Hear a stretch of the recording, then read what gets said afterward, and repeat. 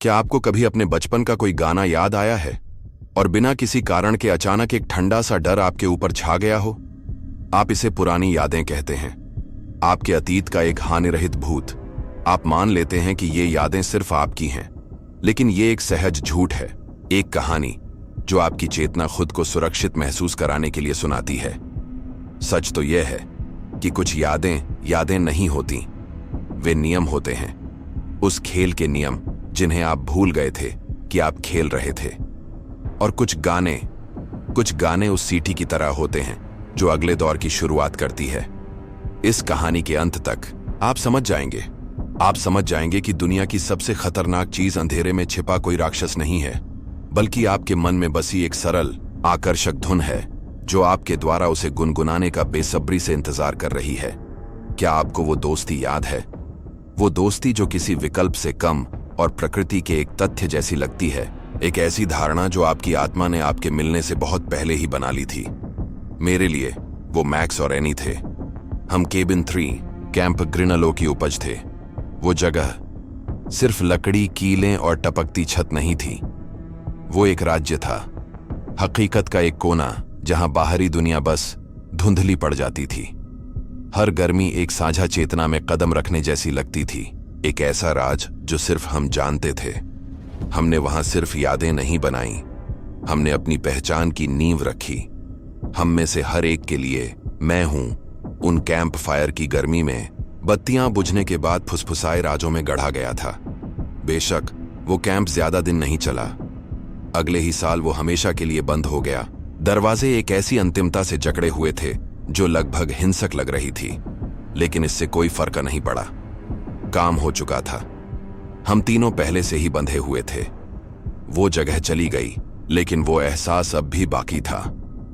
लेकिन ये तो बस सतही बात है। असली जादू, असली जुड़ाव उन शांत पलों में बुना गया था। ये उस अंदाज में था जिस तरह एनी मेरे वाक्य पूरे कर पाती थी, या फिर मैक्स मेरी आंखों में देखकर ही जान जाता था कि मुझे कला कौशल छोड़कर झील में पत्थर उछालने जाना चाहिए। हमने उस कैंप के मैदान में एक पूरी आंतरिक दुनिया बसा ली थी। उसके अपने नियम थे, अपनी भाषा थी। वो हमारा अभयारण्य था, हमारी परीक्षा की जमीन। कैंप का बंद होना उस पवित्र जगह का उल्लंघन जैसा लगा, मानो हमारे ही एक अहम हिस्से पर दरवाजा बंद हो गया हो। हमने अफवाहें सुनी थीं, बिल्कुल। आर्थिक तंगी, हमारे आने से एक सीजन पहले एक दुखद दुर्घटना, बचपन के एक हिस्से को बंद करने को जायज ठहराने के लिए बड़ों द्वारा सुनाई जाने वाली भूतिया कहानियां। हमने उन पर कभी यकीन नहीं किया। हमारे लिए कैंप कोई ऐसा धंधा नहीं था जो नाकाम हो जाए, वो एक अस्तित्व था। और उसकी अचानक मौत ने एक ऐसा सन्नाटा छोड़ दिया जिसे हम में से कोई नहीं भर पाया। एक सवाल जो आने वाले सालों तक हवा में तैरता रहा। अब और गहराई में जाइए, उस ऊर्जा के बारे में सोचिए जो समय और दूरी के पार ऐसे बंधन को एक साथ बांधे रखती है। हमारे लिए यह एहसास ही कुंजी है, यही पूरा सिद्धांत था। ग्रिनलो के बाद जिंदगी ने वही किया जो वह करती है, इसने हमें अलग अलग दिशाओं में खींचा। हाई स्कूल, कॉलेज, नौकरियां, चिट्ठियां ईमेल में बदल गईं, ईमेल छिटपुट संदेशों और देर रात की कॉल में। लेकिन यह जुड़ाव कभी कम नहीं हुआ। यह एक निरंतर, एक अनकही धारणा थी जो हम सब साथ लेकर चलते थे। हम एक इकाई हैं। यह एक गहरा, गूंजता हुआ एहसास था, हमारी अलग अलग जिंदगी के शोर के नीचे एक गुनगुनाहट। हम महीनों बिना बात किए रह सकते थे, फिर फोन उठाते ही ऐसा लगता था जैसे हम अभी भी केबिन 3 के नम बरामदे में बैठे हों, मच्छरों को भगा रहे हों और अपने भविष्य की योजना बना रहे हों।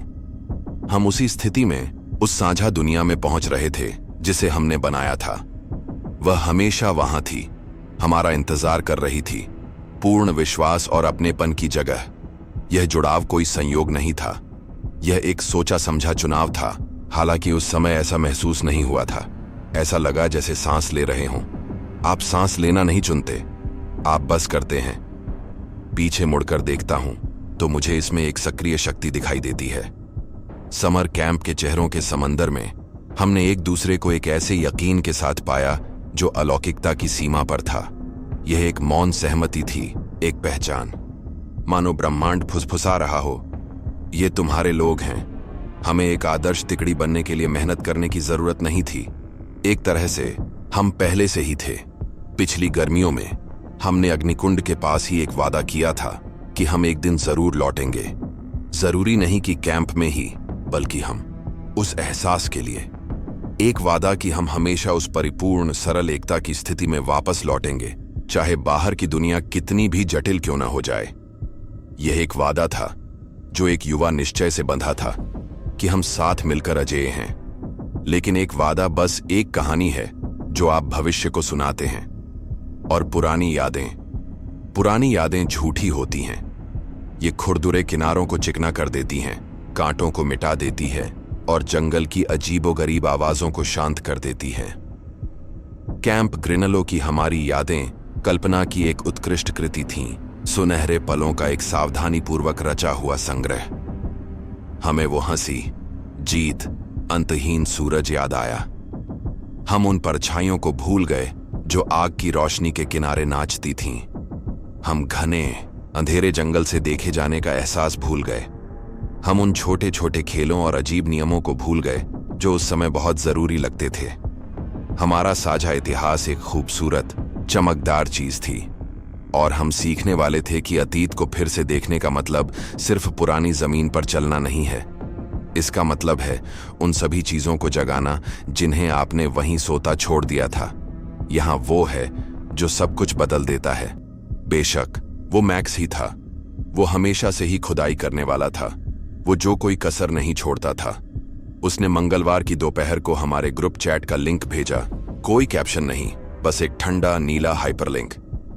ये ड्रोन फुटेज था।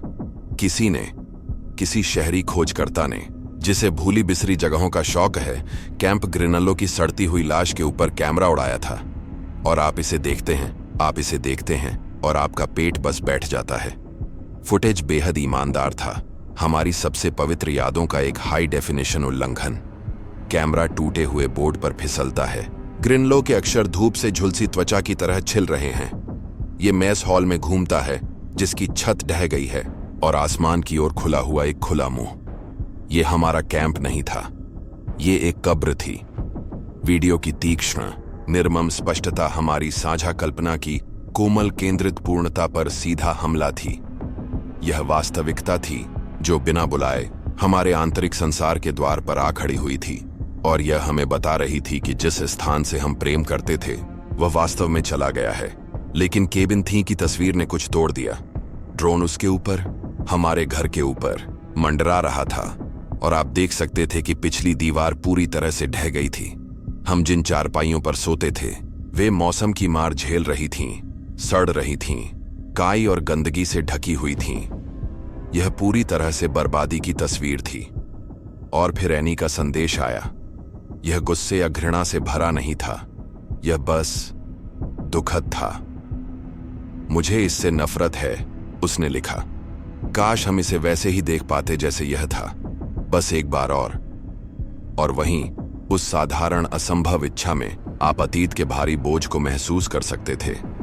वह लकड़ी और कीलों की बात नहीं कर रही थी, वह अस्तित्व की एक अवस्था का शोक मना रही थी, एक ऐसा एहसास जो उस भौतिक स्थान की तरह ही खोया हुआ लग रहा था।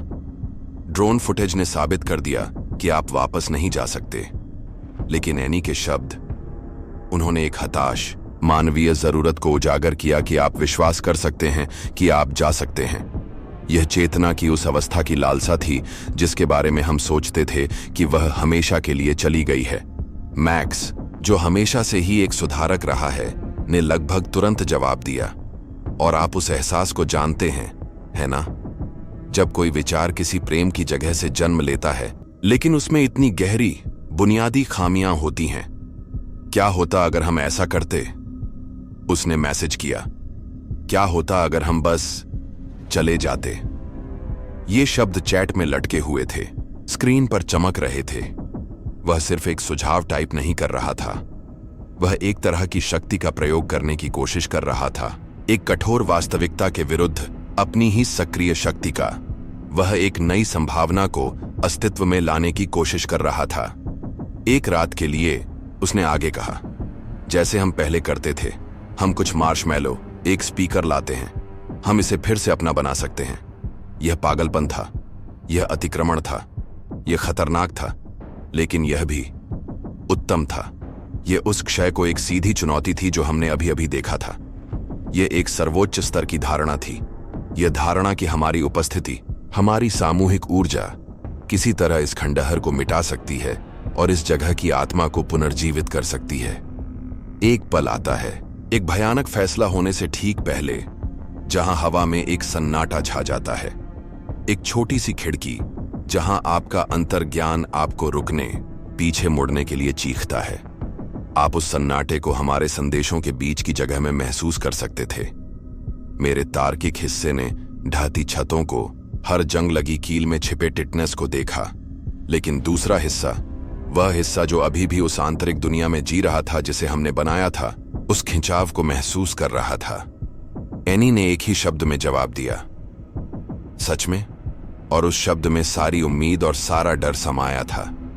चुनाव हो रहा था। हम यह मानने का चुनाव कर रहे थे कि हमारा बंधन सड़ती लकड़ी और उगे हुए रास्तों से ज्यादा सच्चा था। हम यह मानने का चुनाव कर रहे थे कि एहसास ही कुंजी है, कि अगर हम इसे फिर से महसूस कर सकें तो वह जगह ही मायने नहीं रखेगी। इससे पहले कि मैं दोबारा सोच पाता, मैंने "मैं तैयार हूं" टाइप कर दिया। फैसला सर्वसम्मति से हुआ, समझौता पक्का हो गया, और बस यूं ही उस खौफ की जगह एक अजीब उन्मत्त उत्साह ने ले ली। हम सिर्फ एक कैंपिंग ट्रिप की योजना नहीं बना रहे थे, हम एक तीर्थ यात्रा का आयोजन कर रहे थे। हम अपने मूल स्रोत की ओर लौट रहे थे। ड्रोन फुटेज अप्रासंगिक हो गए, एक भूत जिसे हमने नजरअंदाज करना ही बेहतर समझा। हमने उसकी जगह अपनी ही चुनी हुई तस्वीरें, उस रात की अपनी जबरदस्त कल्पनाएं रख दी। हम उस पुराने गड्ढे में आग जलाएंगे, पुरानी कहानियां सुनाएंगे, पुराने गाने गाएंगे। एक रात के लिए हम फिर से उस आदर्श अवस्था में होंगे। हम अतीत को पुनर्जीवित करने पर इतने केंद्रित थे, अपनी क्षमता पर इतने आश्वस्त थे कि ऐसा कर सकते हैं। हमने कभी रुककर यह नहीं पूछा कि हम इसके जरिए और क्या पुनर्जीवित कर रहे हैं। लेकिन आप बिना किसी नतीजे के अतीत में नहीं जा सकते। अतीत आपको वापस लाता है और वह हमेशा दस्तक नहीं देता। ग्रेनलो की ओर जाने वाली सड़क का आखिरी हिस्सा अब बमुश्किल एक सड़क रह गया था। एनी और मैं खामोश हो गए जब मेरी कार गहरे गड्ढों और उलझी हुई जड़ों पर कराह रही थी। चीड़ के पेड़ों की उगी हुई शाखाएं खिड़कियों से नाखूनों की तरह रगड़ रही थीं। हवा में एक बदलाव, तापमान में गिरावट महसूस हो रही थी जिसका डूबते सूरज से कोई लेना देना नहीं था। उस जगह की चेतना ही अलग लग रही थी, यहां तक कि दुश्मनी भरी भी। जब हमने आखिरकार कैंप का साइन बोर्ड देखा, या जो कुछ बचा था, तो हम बस देखते रह गए। वह टूटा हुआ और झुका हुआ था, आधा आईवी के एक मोटे पर्दे में समाया हुआ था। यह पहला परीक्षण था, पहला क्षण जब हमारी चमकदार, पॉलिश की हुई धारणा एक गंभीर और क्षयकारी वास्तविकता से टकराई। गेट एक जंग लगे कब्जे पर खुला था, किसी निमंत्रण की तरह नहीं, बल्कि एक ढीले जबड़े की तरह। हमने एक कड़वी मीठी घर वापसी की कल्पना की थी। जो हमने देखा वह ऐसा लगा जैसे लाश ले जाए जाने के बहुत समय बाद हम किसी अपराध स्थल पर पहुंच गए हों। कार से बाहर निकलते ही सबसे पहले सन्नाटा ही आपको छू गया। यह कोई शांत सन्नाटा नहीं था, यह एक भारी, दमघोंटू मौन का आवरण था। हवा में नम मिट्टी, सड़ांध और भूली बिसरी चीजों की गंध थी। समर कैंप की खुशनुमा अराजकता की जगह एक ऐसी जगह की बेचैन कर देने वाली खामोशी ने ले ली थी जिसे प्रकृति हिंसक रूप से पुनः प्राप्त कर रही थी। हम गेट से कुछ हिचकिचाते हुए कदम आगे बढ़े और क्षय का स्तर भारी था। यह वह सौम्य उपेक्षा नहीं थी जो हमने वीडियो में देखी थी। ऐसा लगा जैसे यह जानबूझकर किया गया हो। जंगल और भी गहरा, घना लग रहा था, चारों ओर से खुले मैदान पर दबाव डाल रहा था। जो थोड़ा बहुत बचा था उसे निगलने को आतुर। हमारी आंतरिक दुनिया, जिसे हम इतने विश्वास से यहां पुनर्जीवित करने का दावा करते थे, इस दमनकारी वास्तविकता के सामने एक बच्चे की कल्पना सी लग रही थी। वह मैं हूं जो यहां पैदा हुआ था, अब अपने ही घर में अजनबी, पराया सा लग रहा था। मैंने एनी की तरफ देखा और हमारे संदेशों में जो आशा भरी उमंग दिखाई गई थी वह गायब हो गई थी। उसकी जगह एक पीली चौड़ी आंखों वाली आशंका ने ले ली थी। वह खुद को गले लगा रही थी, शाम की हवा से भी गहरी ठंडक को दूर भगाने का एक छोटा सा इशारा। यह एक गलती थी, उसने फुसफुसाया, और उसकी आवाज इतनी धीमी थी कि मैं उसे मुश्किल से सुन पाया। और उस पल मैं सहमत हो गया। हर सहज ज्ञान हमें कार में वापस जाने और इस जगह को इसके भूतों के हवाले करने के लिए चीख रहा था। हमारा यह अनुमान कि हम आसानी से उस प्रिय अवस्था में वापस जा सकते हैं हमारे चारों ओर ढह रहा था, ठीक वैसे ही जैसे केबिनों की छतें ढह रही थीं। हम अतीत में सुकून की तलाश में आए थे, लेकिन यहाँ का माहौल बस एक ही चीज दे रहा था, एक गहरा और बेचैन कर देने वाला भय। ऐसा लग रहा था जैसे हम किसी के निजी दुख में दखल दे रहे हों और वह हमें यहां नहीं चाहता था। हम 2 बच्चे थे, अचानक, बहुत छोटे और घर से बहुत दूर। जैसे ही सन्नाटा हमें पूरी तरह निगलने की कगार पर था, तभी 2 हेडलाइट्स धुंधलके को चीरती हुई आईं और मैक्स के ट्रक की जानी पहचानी गड़गड़ाहट ने उस खालीपन को भर दिया।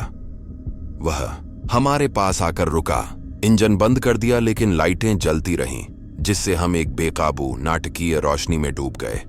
ड्राइवर की तरफ का दरवाजा खुला और उसके स्पीकर से 90 के दशक का कोई जोशीला भुला दिया गया रॉक गाना बज उठा। अच्छा, उसने बाढ़ के एक सड़े हुए टुकड़े पर मुस्कुराते हुए कहा।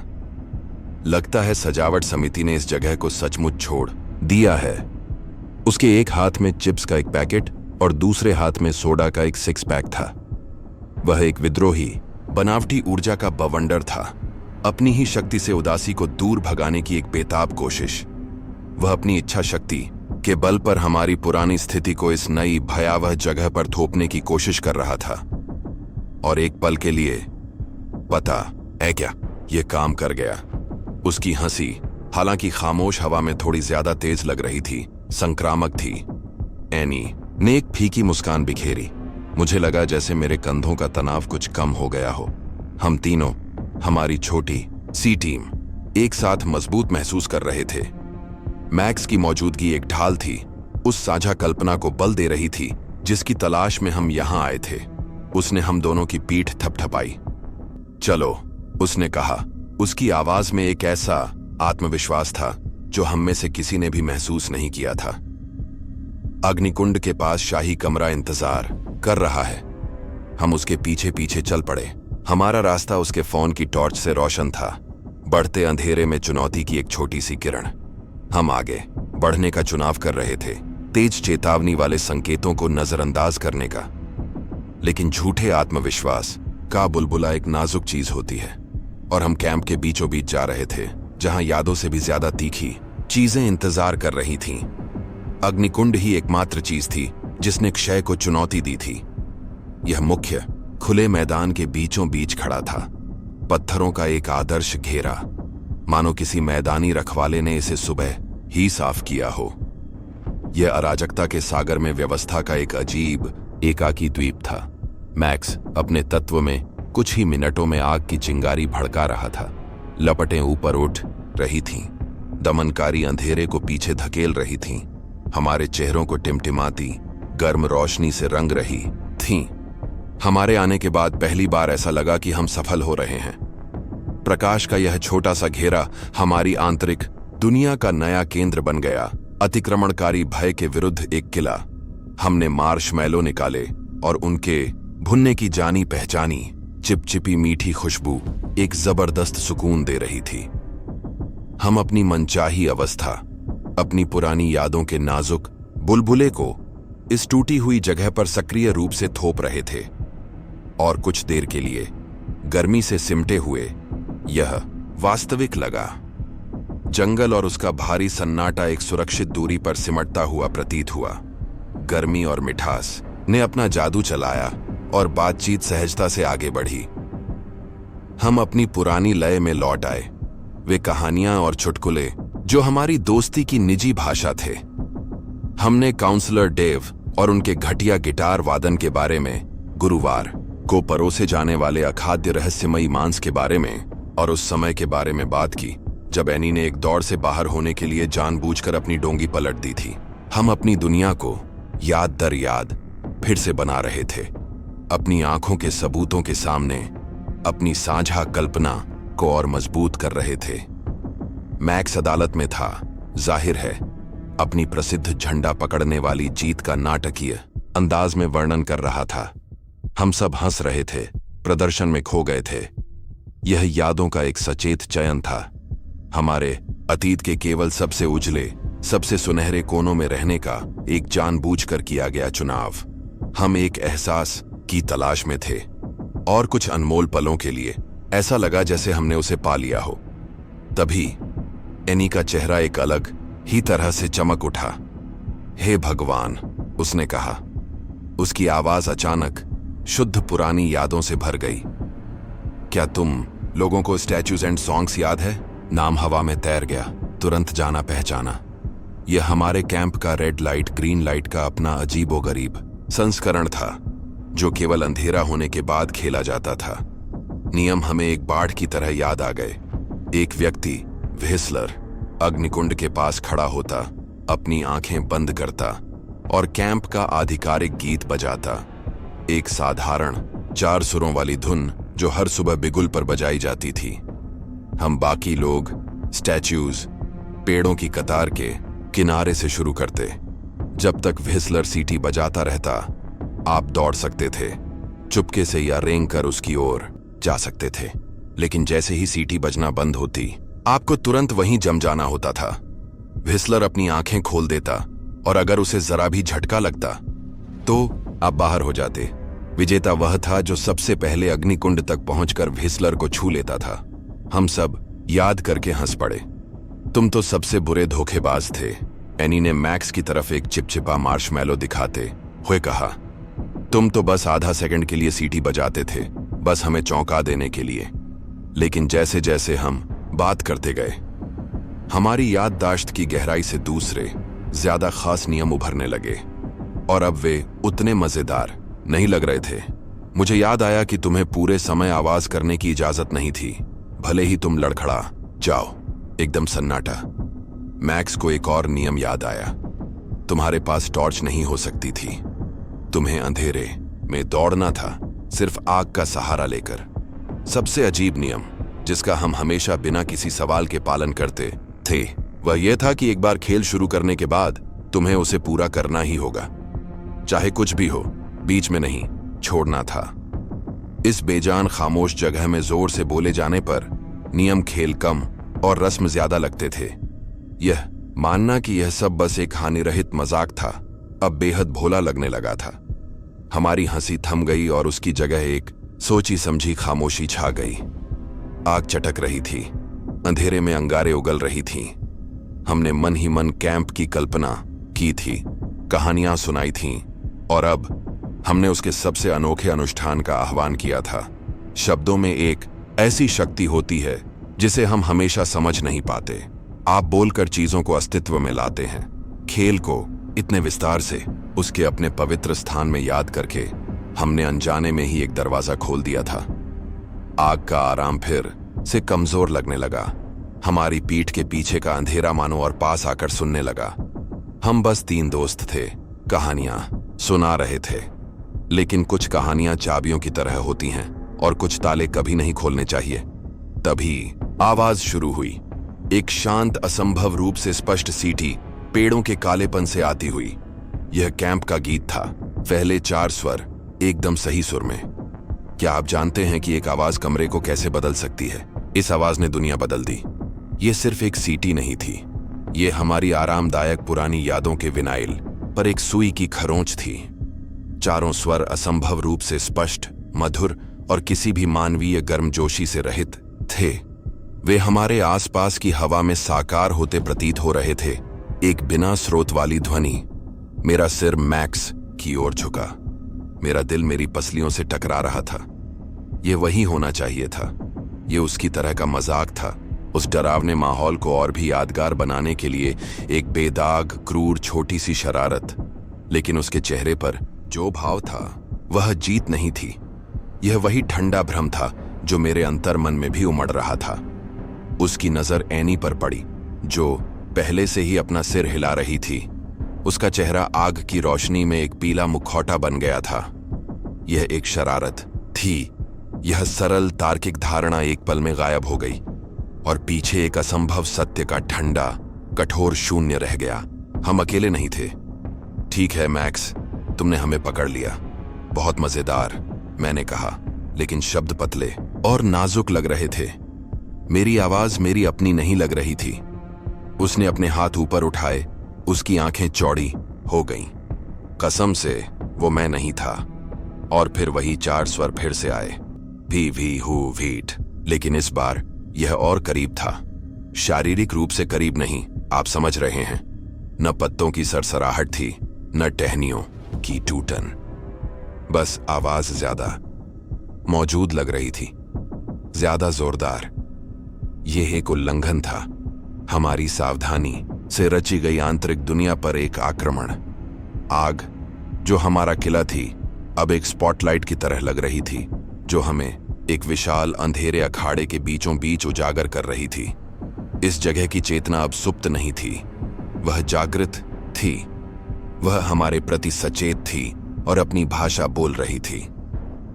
देखे जाने का बचकाना एहसास एक पल में शिकार किए जाने के वयस्क आतंक में परिपक्व हो गया था।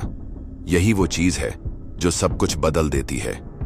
एक ध्वनि को एक स्रोत की जरूरत होती है, एक सीटी को फेफड़े, होंठ, हवा की जरूरत होती है। लेकिन ये अलग सा लगा। ये ऐसा था जैसे जंगल ने खुद सांस ली हो और एक परिपूर्ण धैर्यवान धुन छोड़ी हो। ये एक घटना थी जो वास्तविकता मानी जाती थी, उसके ताने बाने में एक दरार। और उस पल आपको एहसास होता है कि आपका पूरा जीवन इसी धारणा के साथ बीता है कि वास्तविकता के नियम होते हैं। लोग यूं ही हवा से प्रकट नहीं हो सकते और आवाजें यूं ही नहीं आती। लेकिन यहां कैंप ग्रेनलो के क्षीण होते हृदय में नियम अलग थे।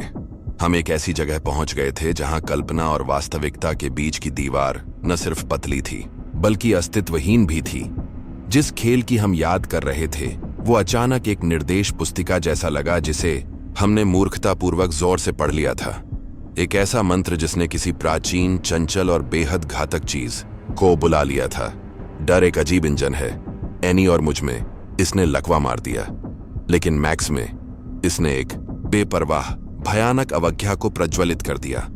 वह मुट्ठियां भींचकर अपने पैरों पर खड़ा हो गया और आग के उस पार फैले घने अंधेरे में घूरने लगा। ठीक है, वह चीखा। उसकी आवाज फटी हुई थी। तुम खेलना चाहते हो? बस इतना ही? सीटी बजना बंद हो गई। जो सन्नाटा छा गया वह किसी तरह और भी बुरा, भारी था। मैक्स, बस करो, एनी गिड़गिड़ाई। उसकी आवाज एक कर्कश फुसफुसाहट जैसी थी, लेकिन वह तर्क से परे था। वह एक हताशा भरा चुनाव कर रहा था, डर के बजाय टकराव को चुन रहा था।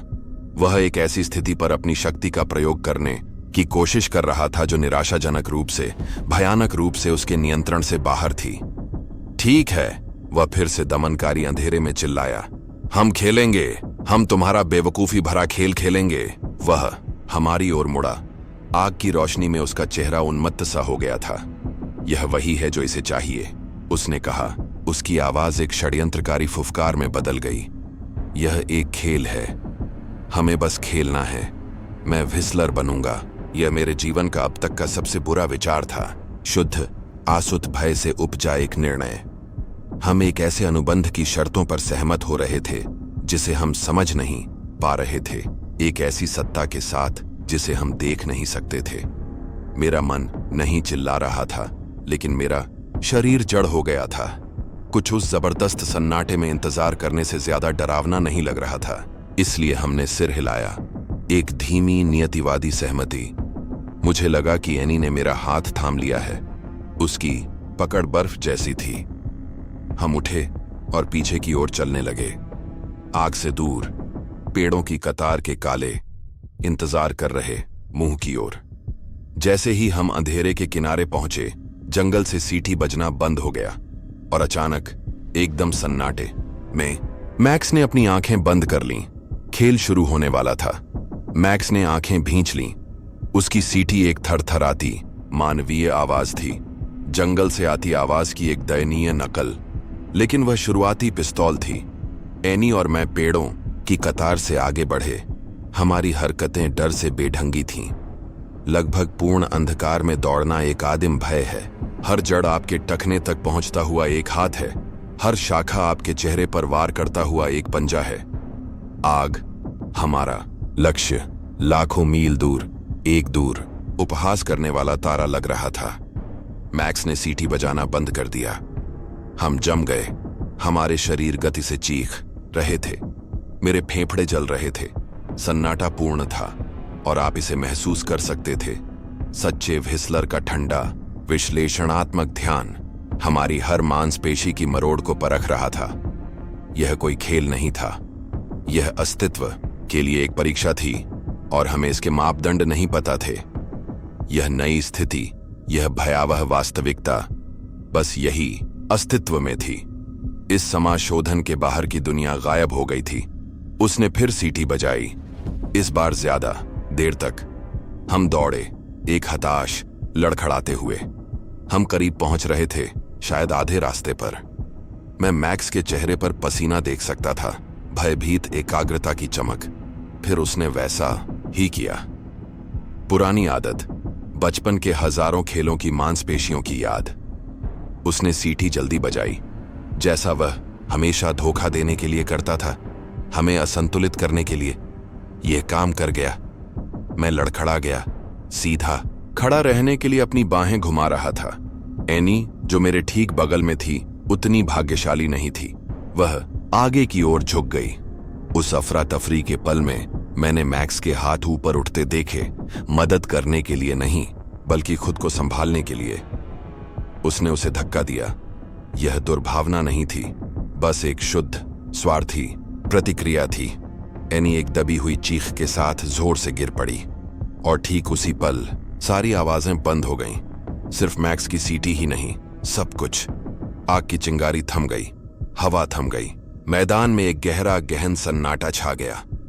एक नियम टूट गया था और उसके बाद जो हुआ वह जब तक मैं जिंदा हूं मेरी चेतना में अंकित रहेगा।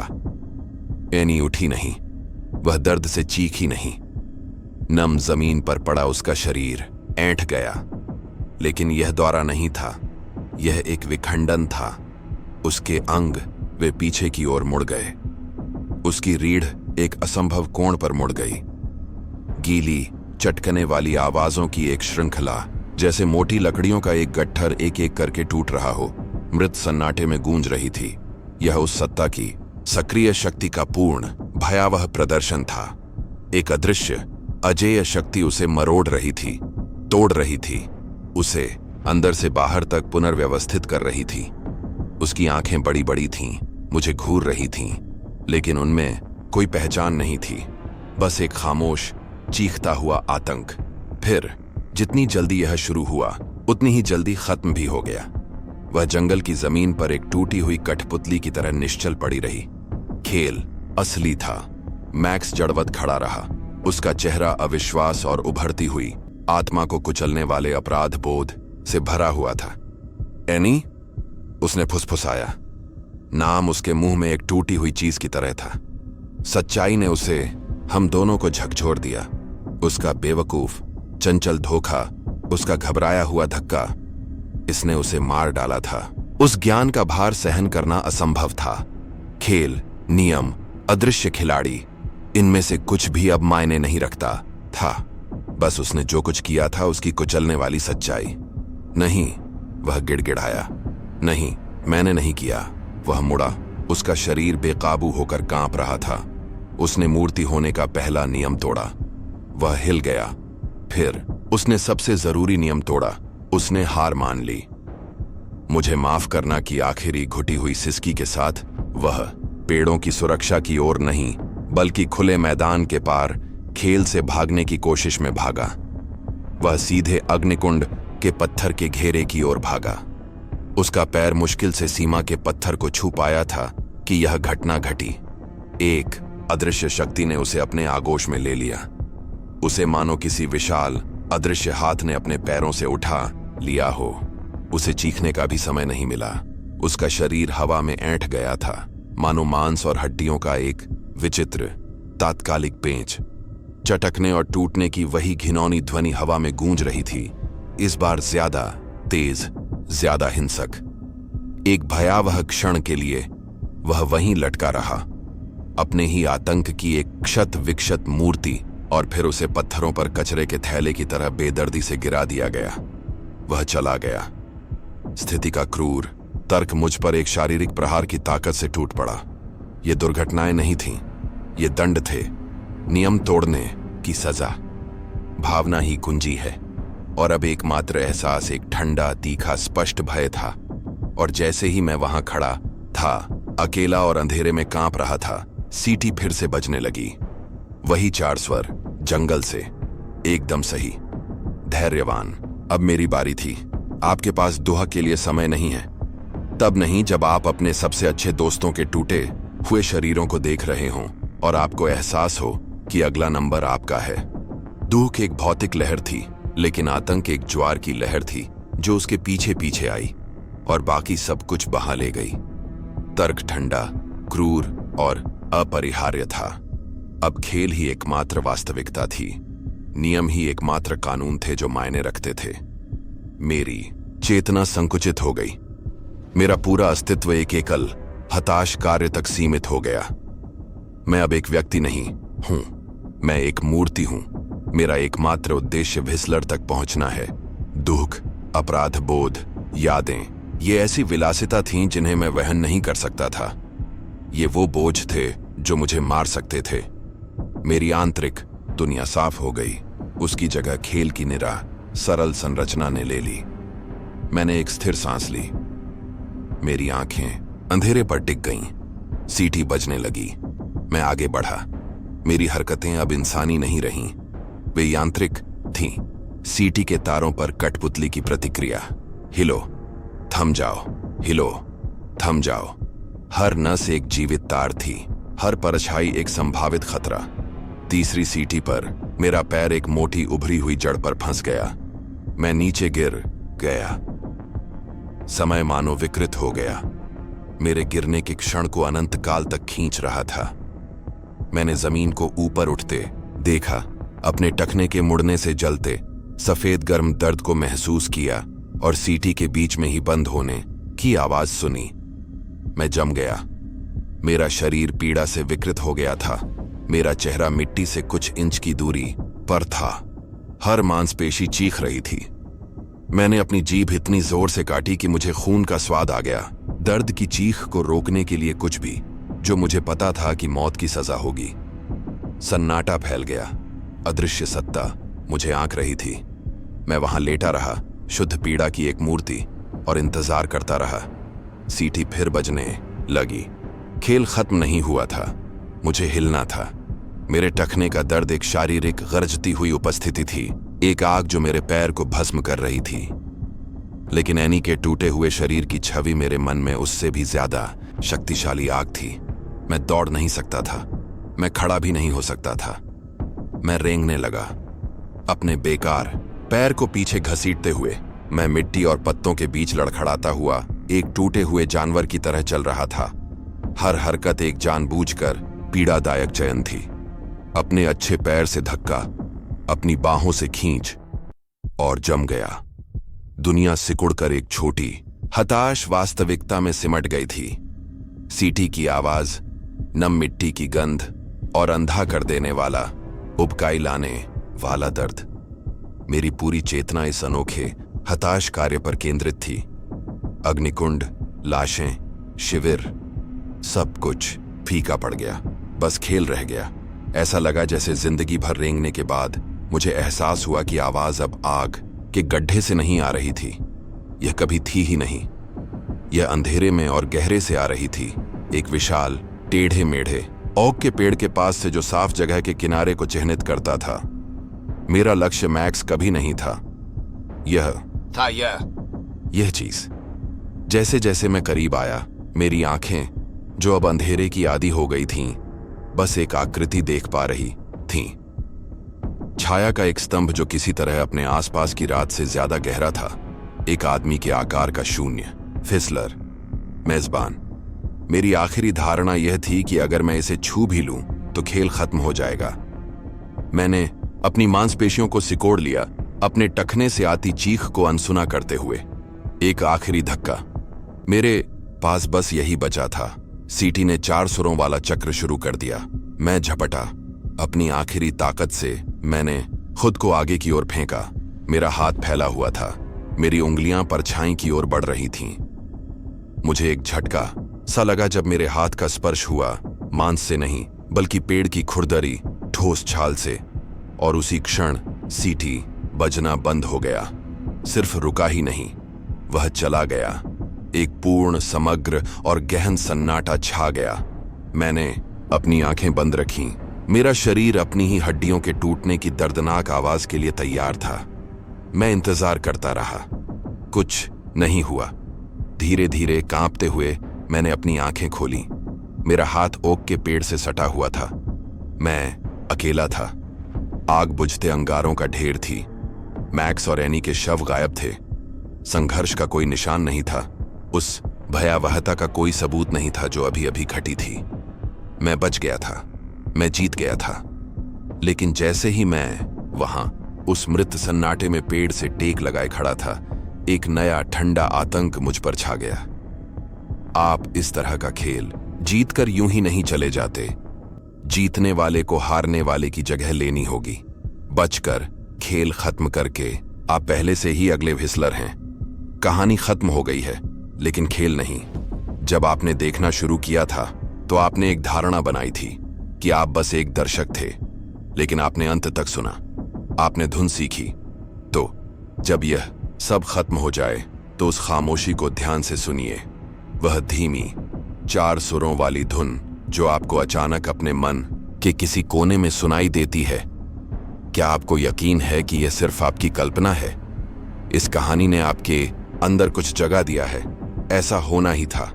सब्सक्राइब करें और अगले वीडियो में हम आपको बाकी नियम सिखाएंगे। अब खेलने की बारी आपकी है।